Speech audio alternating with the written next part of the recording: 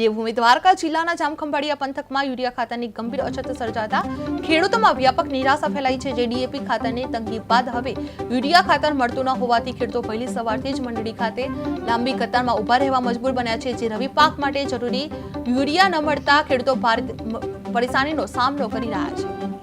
હાલો, મારું નામ સૌજીભાઈ, જામખંભાળિયાથી। ખાતર માટે અમે 2-3 દિવસથી ધક્કા ખાઈ છે, ખાતર મળતું નથી।